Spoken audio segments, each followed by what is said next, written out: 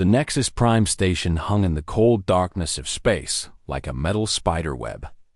Inside the diplomatic wing, the air was cool and clean. The walls were white and smooth. Everything was ordered and precise, just as the Corellian Federation liked things to be. Commander Lisa Patterson stood before the observation window. She looked out at the black void beyond. Stars filled the darkness like holes in a blanket. She had commanded Earth's Colonial Defense Force for 5 years now. She was tall, with dark eyes that missed nothing. Her uniform was simple blue with silver stripes on the shoulders. Her dark hair was pulled back tight. She was 43 years old, and her face showed the lines of someone who made hard choices.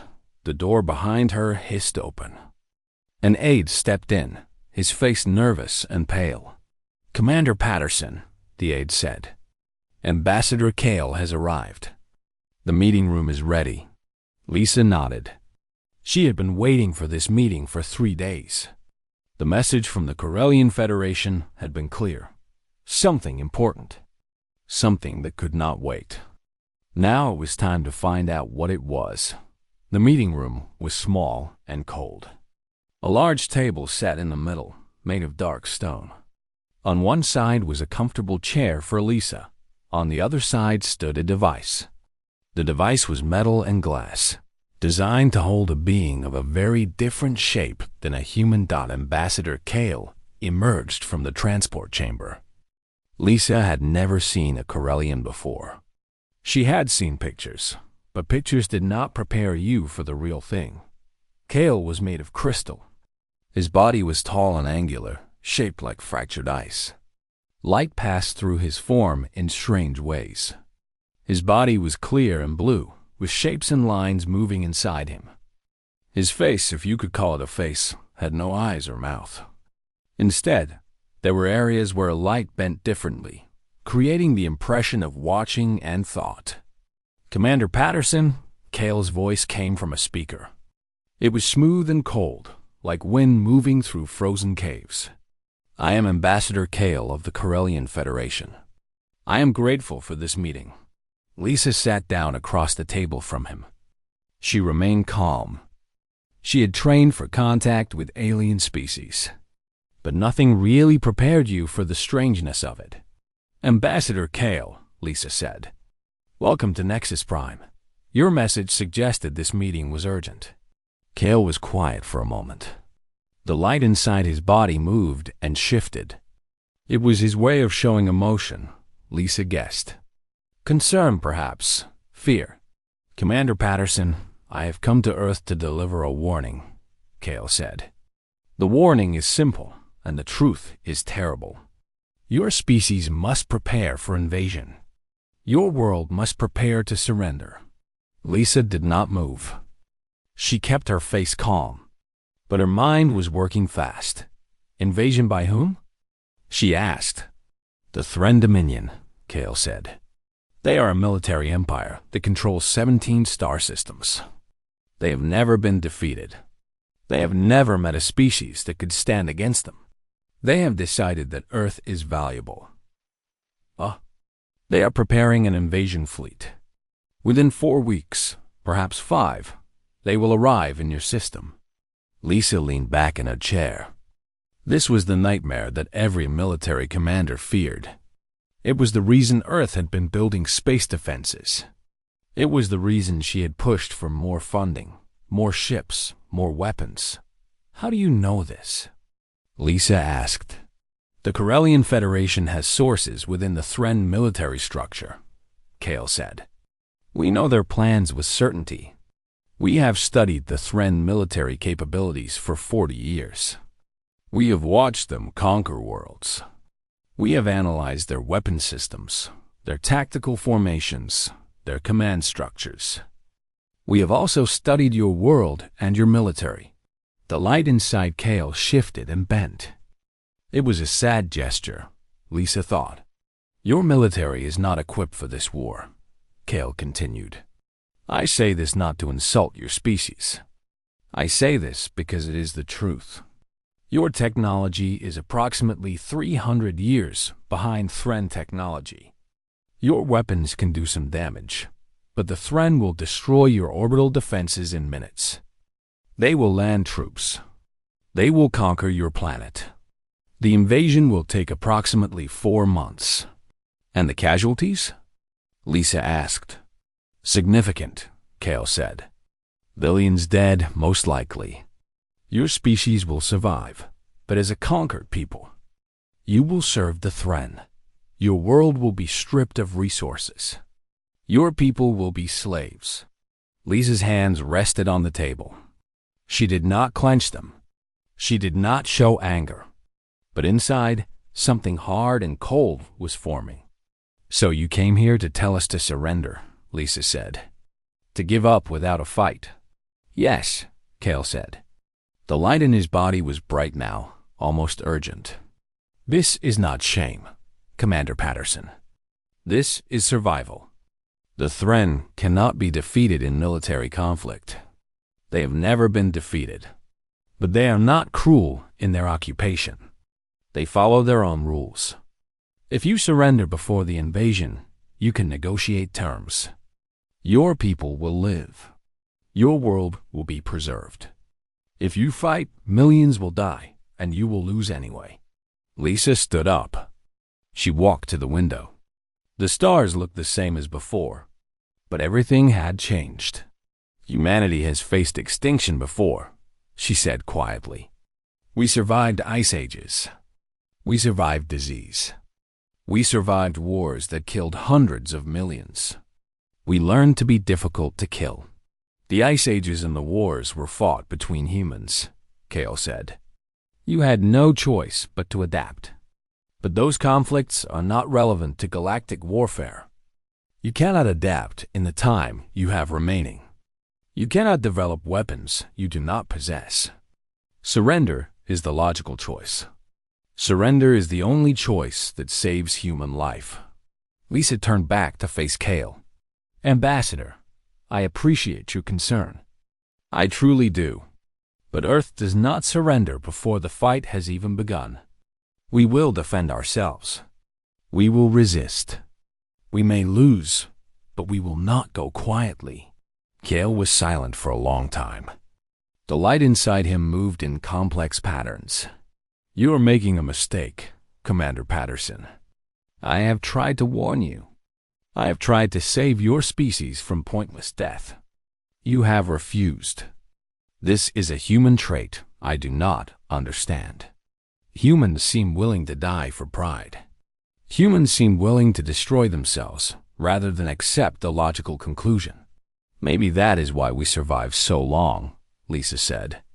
On our world, the creatures that gave up died. The creatures that fought lived long enough to have children.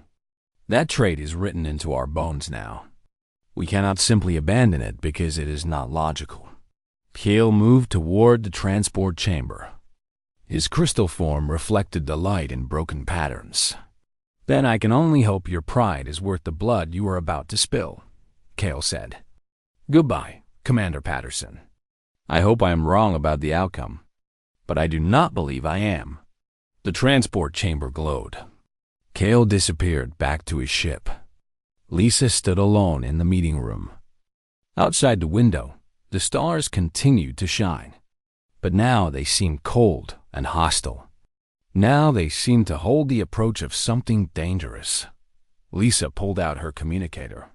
There was much work to do. There was little time remaining.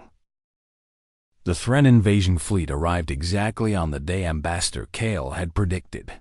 47 ships hung in Earth's orbit like a flock of metal birds. They were silver and angular, built for war and nothing else. The largest ship was 5 kilometers long. Its weapon systems came online with a sound like thunder rolling across the sky. Lisa stood in the command center beneath the ground.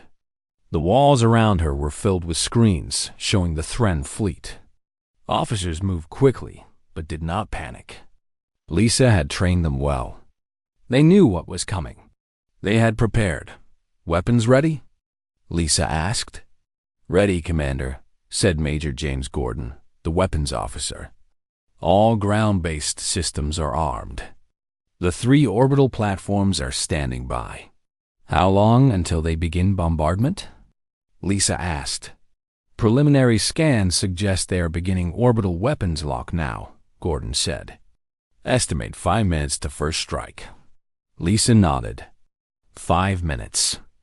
That was more time than most worlds got before the Thren destroyed them from orbit. But Lisa had predicted this. She had made preparations that went far beyond what any military advisor expected. Launch all birds, she ordered. Now, Gordon's hands moved across his console. Across the planet, in hidden facilities and underground bunkers, launch sequences began. Fighters rose from the ground. Not the advanced ships that Earth should have had. Not the ships with superior technology. Instead, old fighters.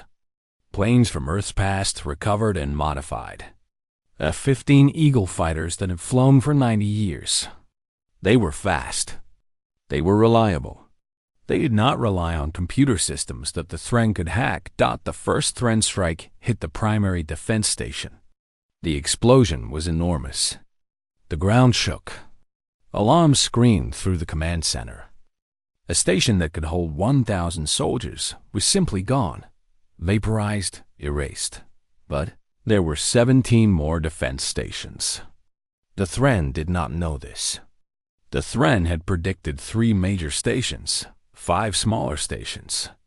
The Corellian Federation had given them good intelligence about Earth's military structure. But the Corellian Federation did not know everything. No one knew everything about humanity. Humans were good at secrets. Humans were good at deception. Humans had learned these skills over thousands of years of fighting each other. All stations are launching, Gordon said. Complete deployment in 40 seconds.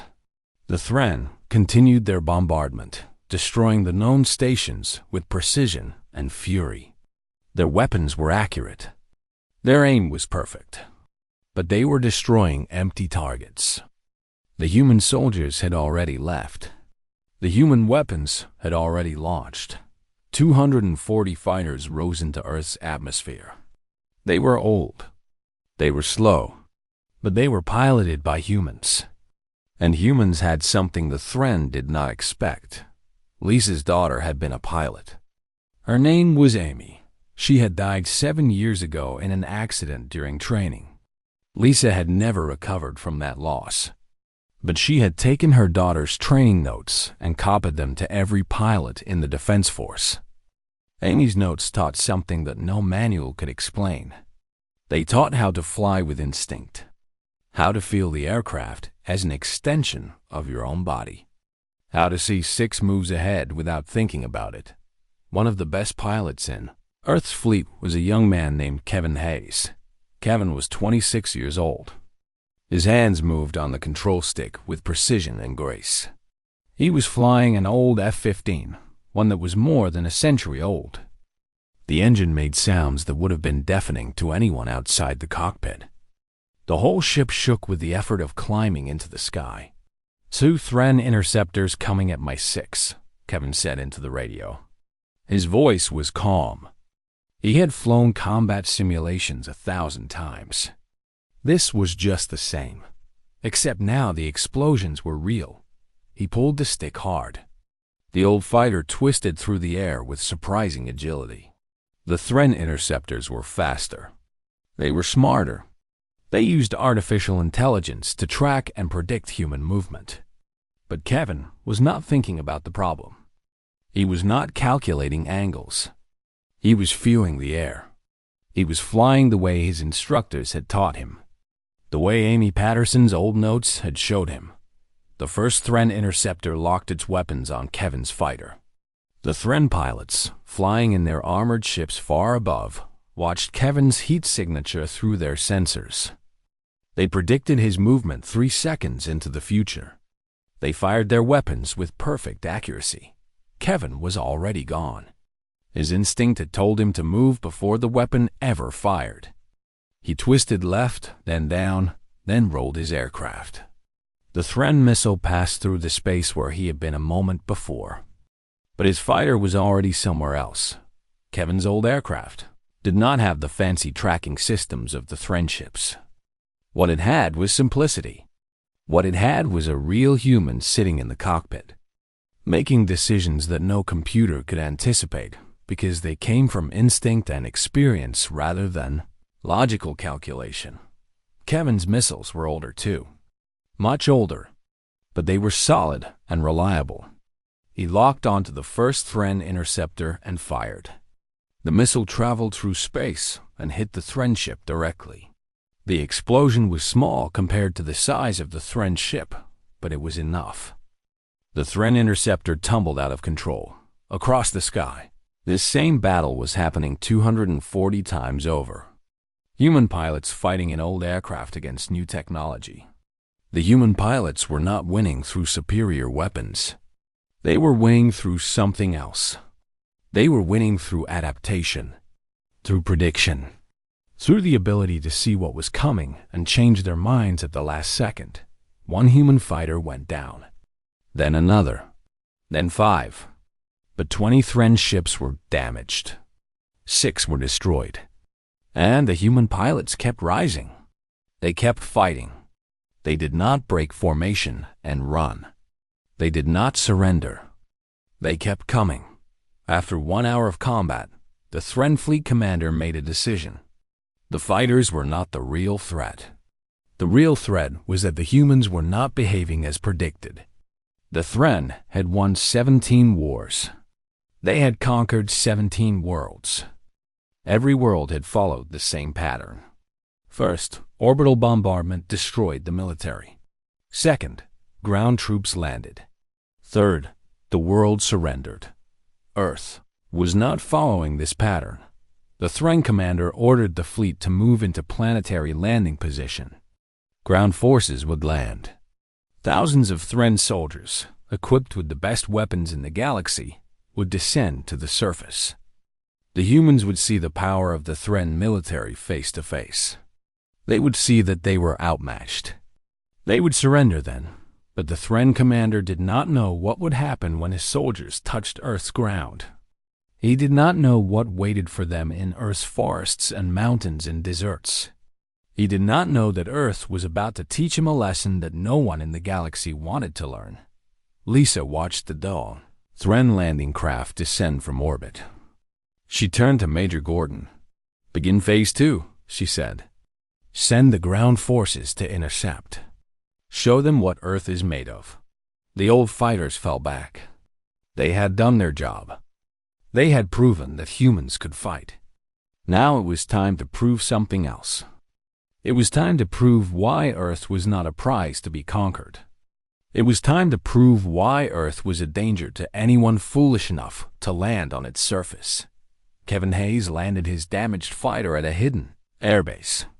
He climbed out of the cockpit. His hands were shaking. His uniform was soaked with sweat. But he was alive. He had faced death and lived. As he walked toward the operations tent, he smiled. The real war had just begun. The Thren landing craft touched Earth's ground in a rainforest in central Brazil. 10,000 soldiers emerged. Their armor was black and advanced. Their weapons hummed with power. They were the best warriors that the Thren Dominion had trained. They had conquered worlds. They had killed billions. They were confident in their superiority. By the 4th day, 3,000 of them were dead, not from combat, not from human weapons.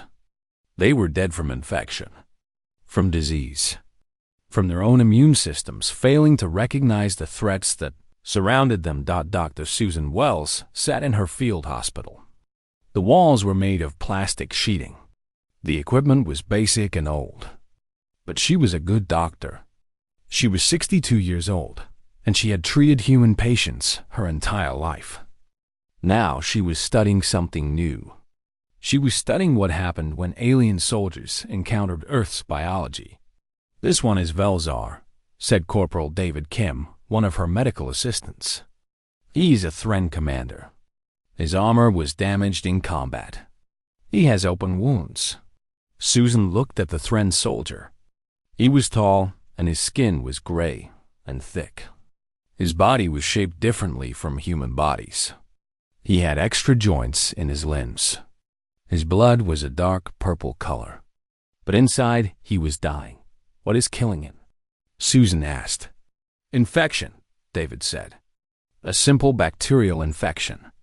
But his immune system cannot fight it. The bacteria on Earth are different. His antibodies do not recognize them. His body is attacking its own cells, trying to stop the infection. He will be dead in 2 days. Susan shook her head.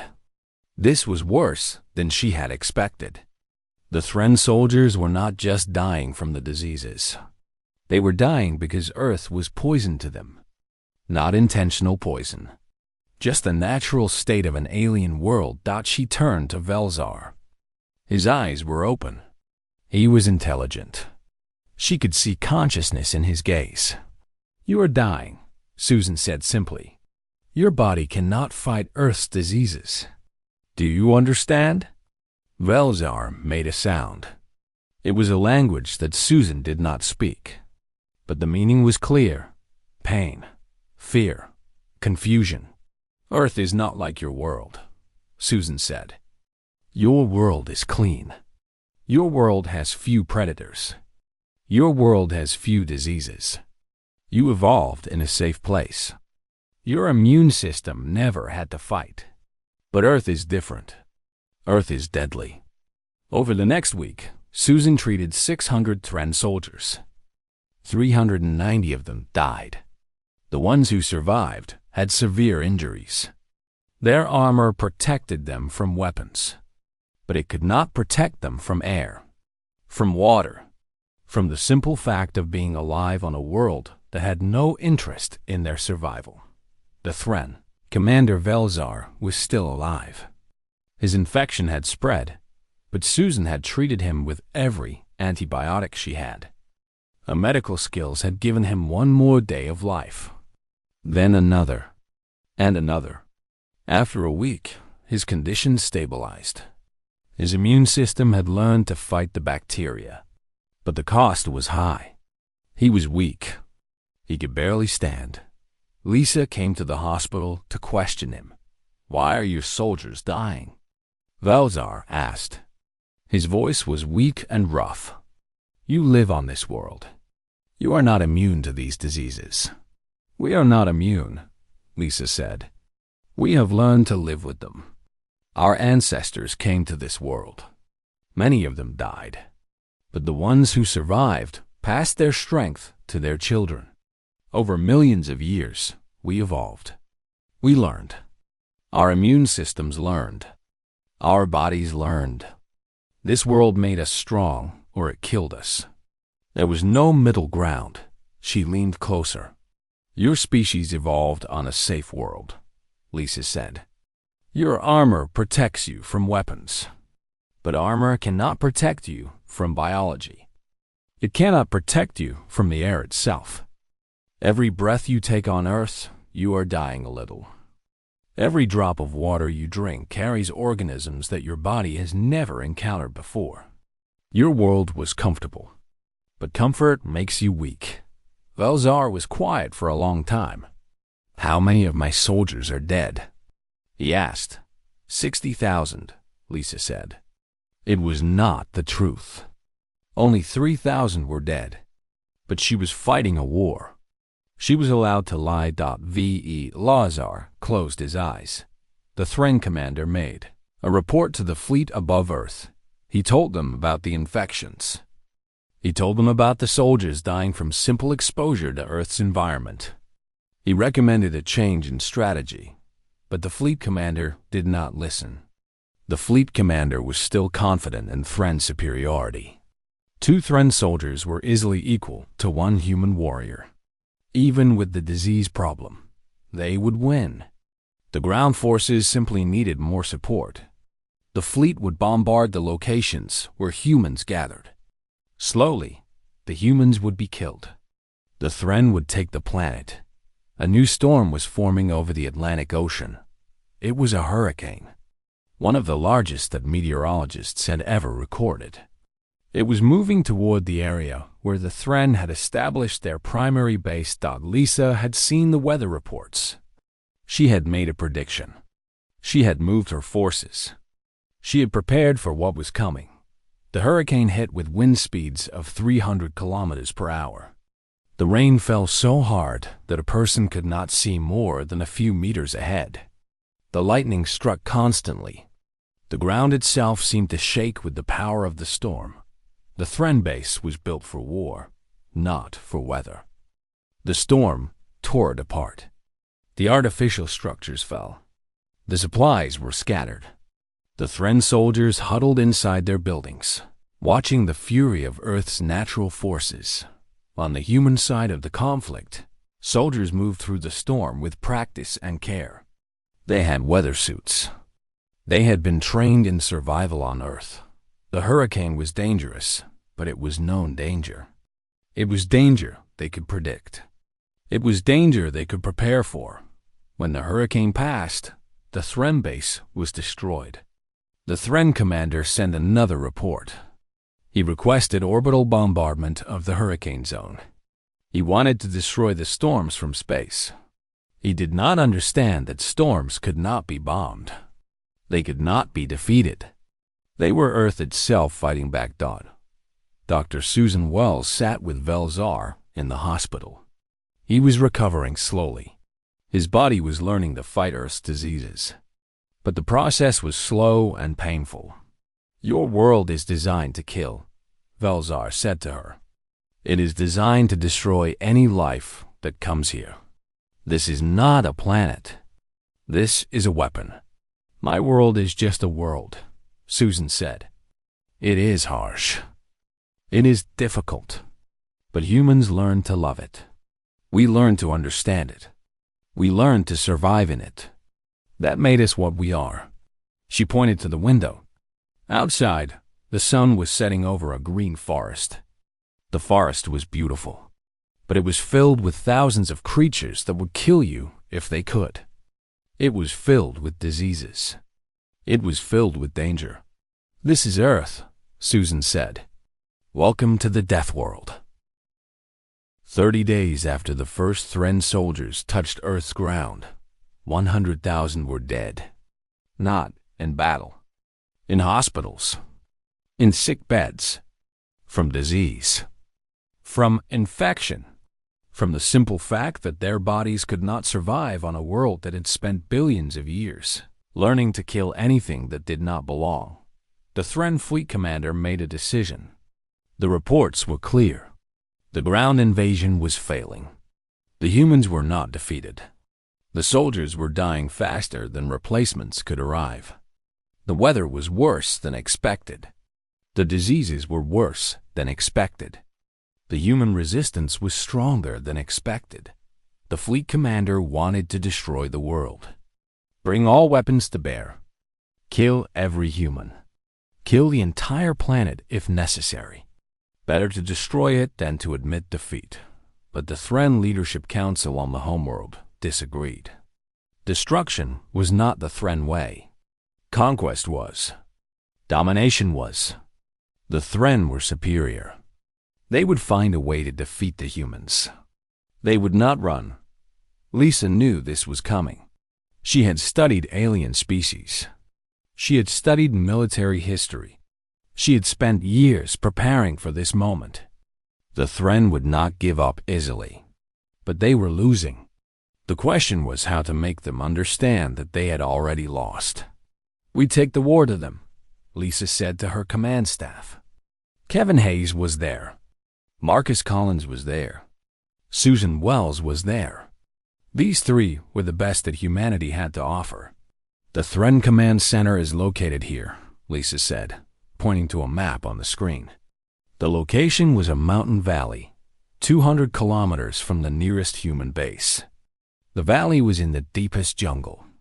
The temperature there was 40 degrees Celsius. The humidity was 90%. At night, the temperature dropped. Predators roamed. Diseases floated in the air.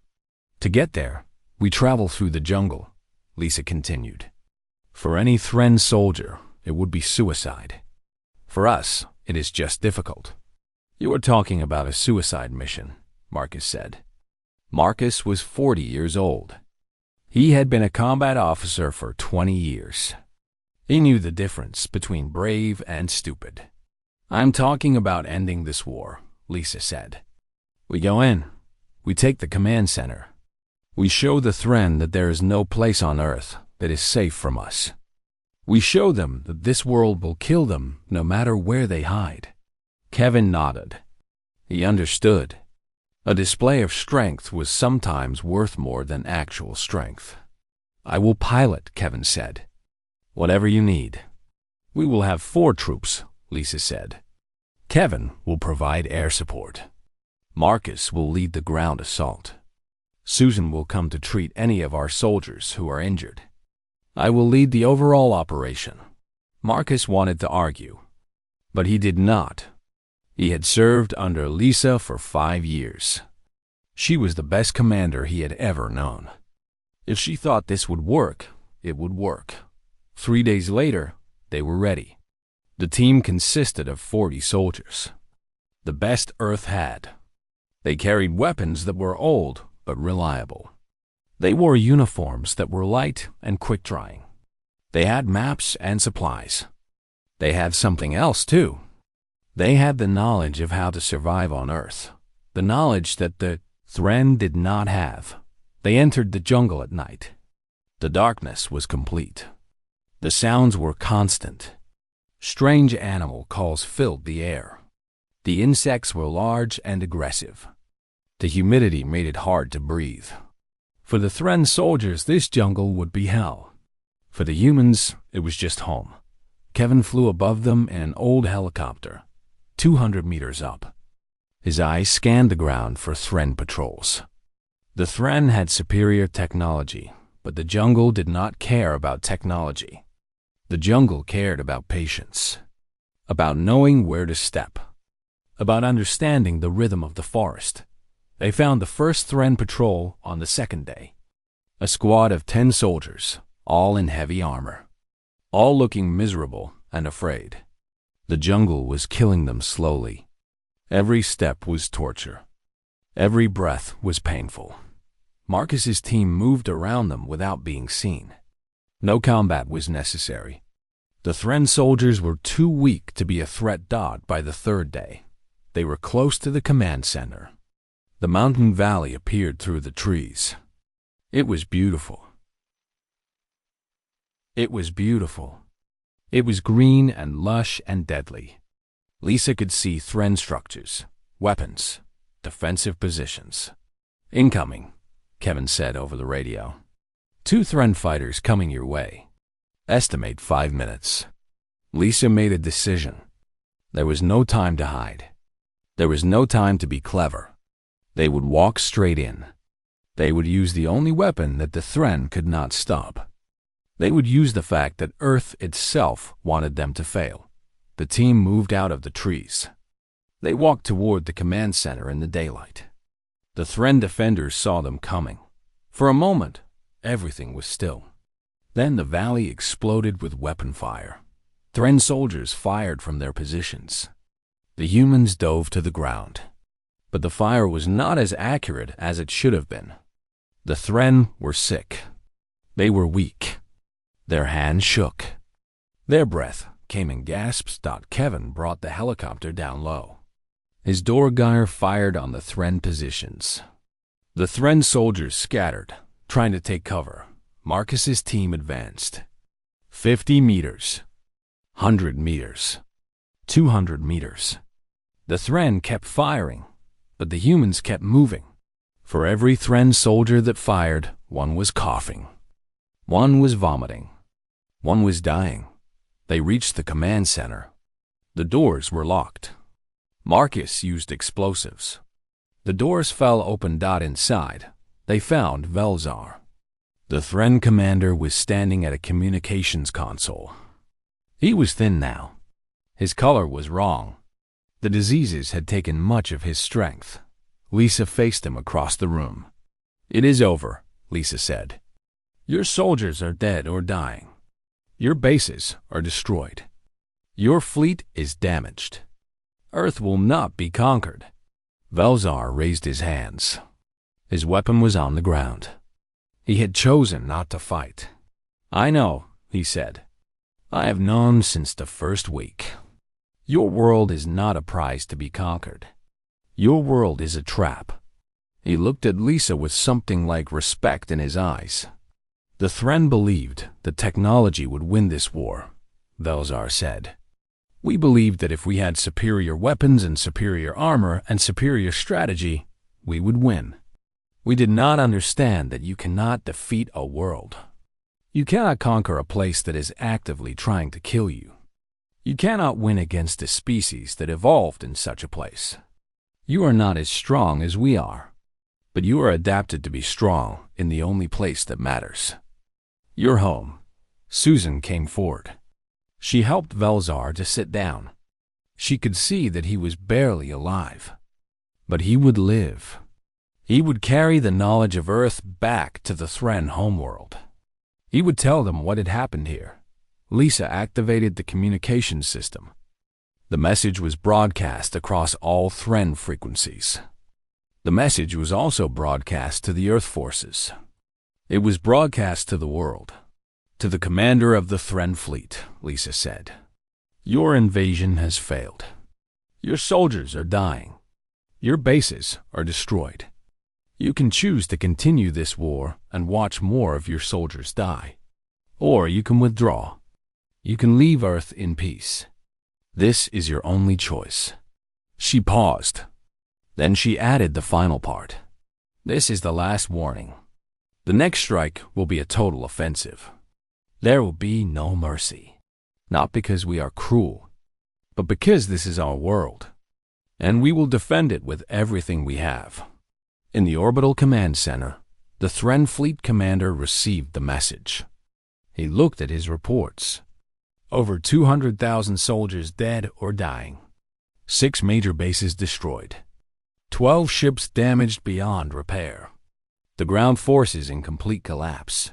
He could order a full planetary bombardment. He could kill the humans. But the cost would be too high. The military would lose its entire invasion force. The homeworld would question his judgment. He made the decision. The Thren would withdraw. The order went out. The landing craft would return to the fleet. The remaining soldiers would be evacuated. The invasion of Earth was over. Kevin watched from the helicopter as the first Thren ships rose into the sky. They accelerated toward the orbital fleet. One by one, the alien vessels began their departure. Earth had won. The last Thren ship left Earth's orbit 48 hours after the command center fell. The invasion fleet jumped to hyperspace and disappeared into the void. Earth was free, but Earth was also changed. The news of the invasion and the Thren withdrawal spread across known space like fire. Every civilization that had heard of the Thren conquest fleet knew what had happened. A primitive world with inferior weapons had defeated a military superpower. Not through technology, not through superior numbers, through something else entirely. Within 1 week, a message arrived at Nexus Prime. It was from Ambassador Kale of the Corellian Federation. He requested an immediate meeting with Lisa Patterson. Lisa entered the diplomatic wing of Nexus Prime 3 days later. She was no longer just a military commander. She was a hero. She was the symbol of humanity's strength. Every species in the galaxy had heard her name. Kale was waiting in the observation room. The light in his crystal body moved in patterns that showed confusion and acceptance. "Commander Patterson," Kale said, "I owe you an apology. I was wrong. My analysis was completely wrong." Lisa nodded. She did not gloat. She did not claim victory. She simply listened. "We analyzed your technology," Kale continued. "We analyzed your military numbers. We analyzed your history of wars between your own species. We concluded that you could not defeat the Thren. We were correct in our analysis. Your technology is inferior. Your numbers are insufficient. Your military training is below Thren standards. Kale paused. The light in his body shifted. But we did not analyze your biology correctly, Kale said. We did not account for what happens when a species evolves on a hostile world. We did not understand that humans are not made of flesh and blood and bone. Humans are made of adaptation, made of survival, made of thousands of generations of ancestors who faced death and lived to pass on their strength. We are just people, Lisa said. We evolved like every other species. But we evolved on a hard world. Earth did not allow weakness. No, Kale said. You are not just people. You are Deathworlders. And you have proven something that the galaxy needed to learn. You have proven that no species can conquer a world that actively opposes their survival. The Thren believed that superior weapons could overcome any obstacle. They were wrong. Over the next month, Lisa attended meetings with every major civilization in known space.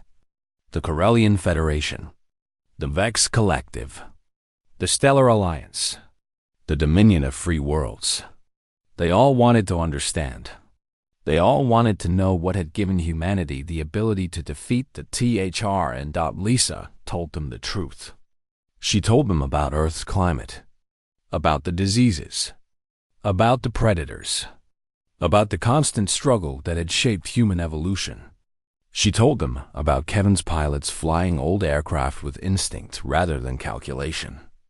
She told them about Marcus's soldiers moving through jungles with knowledge that no academy could teach. She told them about Susan's medical knowledge that had saved human soldiers while Thren soldiers died from infections. But more than anything, she told them about Earth itself, about how the planet was not just the place where humans lived. It was the reason humans were what they were. The Galactic Council offered Lisa a position.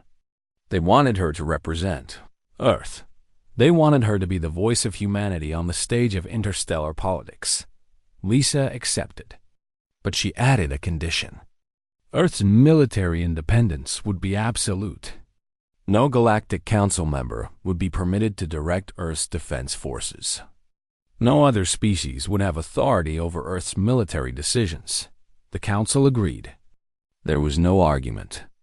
Everyone had seen what happened when you tried to invade a Deathworld. Kevin, Marcus, and Susan were offered positions as well. Kevin became the military advisor on advanced tactics.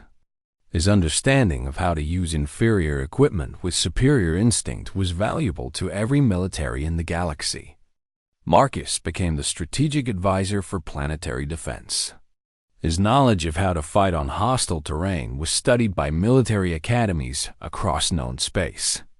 Susan became the chief xenobiologist for the Galactic Council. Her research into how species adapted to hostile environments became foundational to galactic science, but they turned down most of the offers.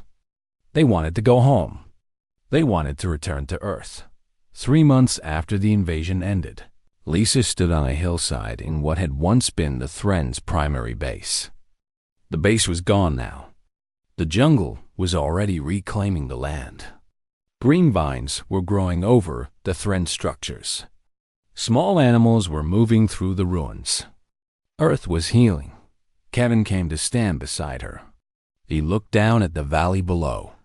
"Do you think they will come back?" Kevin asked. "No," Lisa said. "Velzar will make sure of that. He will tell the Thren what he learned here. He will tell them that Earth is not a world to conquer. He will tell them that Earth is a place to fear." Marcus appeared on the other side of her. Then Susan. The 4 of them stood together and looked out over Earth's landscape. "Earth is not the strongest world in the galaxy," Lisa said. "Other worlds are bigger. Other worlds are richer. But other worlds did not forge us in the fires of survival. Other worlds did not teach their inhabitants that giving up means death. Other worlds did not create Deathworlders." The sun was setting. The light turned red and gold. In the distance, they could hear the sounds of Earth's animals. The jungle was alive. The planet was alive. The galaxy thinks we are warriors, Susan said. The galaxy thinks we are soldiers. We are not, Lisa said. We are just humans. We are just the children of a hard world. We learned to survive because we had to. We learned to adapt because the alternative was extinction. This is who we are. A message came through to Lisa's communicator. It was from the Thren homeworld. A message from the Thren Leadership Council. The message was simple. It said that the Thren Dominion recognized Earth's right to exist as an independent civilization. The Thren would not attempt further invasions. The Thren would avoid all military conflict with humanity. It was a formal surrender. Not of the war, which had already ended, but of the Thren's view of humans as inferior. They accepted humanity as equals.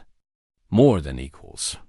They accepted humanity as something to respect, something to fear. Over the following years, other civilizations would attempt to test Earth's defenses. Some would send small military expeditions. Some would try diplomatic pressure. Some would try economic coercion. All of them would learn the same lesson: Earth could not be conquered. Earth could not be intimidated. Earth could not be broken. The reason was simple. The reason was not superior weapons or superior tactics. The reason was that Earth had created a species that had learned survival at the cellular level. The reason was that humanity was adapted to the only thing that truly mattered in any conflict: survival. V.L. Czar lived for another 10 years after the invasion. He spent those years studying Earth and human biology. He wrote scientific papers. He gave lectures across the galaxy. He dedicated his life to understanding what had happened on the Deathworld that had destroyed the Thren invasion fleet. His greatest work was a book titled simply, Why Earth Must Never Be Conquered. In the book, he explained that the human body was built for resistance. The human mind was built for adaptation. The human spirit was built for defiance. These were not weaknesses. These were the ultimate weapons. These were what happened when a species evolved on a world that was actively trying to kill it. V. Elzar concluded his book with these words: I came to Earth as an invader. I left as a student. Earth taught me what I should have known. No weapon can defeat adaptation. No armor can protect against the simple knowledge of how to survive. The humans of Earth are not the strongest species in the galaxy. They are something far more dangerous. They are a species that knows what it means to be afraid and has learned to survive anyway. This is why Earth is the death world. Not because of its diseases or its weather or its predators, but because of the humans who were shaped by those forces into something magnificent, something unbreakable, something worth respecting. Lisa Patterson lived to be 93 years old. She never returned to active military service after the invasion. Instead, she spent her years teaching. She taught at military academies. She taught at universities. She taught anyone who wanted to learn from her. Her greatest lesson was simple. She taught that strength does not come from power. Strength comes from survival. Strength comes from the willingness to stand against impossible odds. Strength comes from being created in the fires of a hostile world and living to tell the story. When she died, every species in known space paused to remember her. The human who had shown the galaxy what adaptation meant. The human who had proven that a death world was not a curse. It was the greatest gift that any species could receive. Earth continued. The jungle continued. The storms continued. The diseases continued. The predators continued. And humanity continued. Living in the place that had made them what they were. Living as the death warders they had always been. The galaxy learned to respect them. Not out of fear alone, though fear was part of it, but out of recognition. Recognition that on any world where the environment was actively trying to kill you, a human would survive. A human would adapt. A human would find a way to win. This was why Earth was the death world. Not because it was deadly, but because it had created a species that understood how to face death and choose life.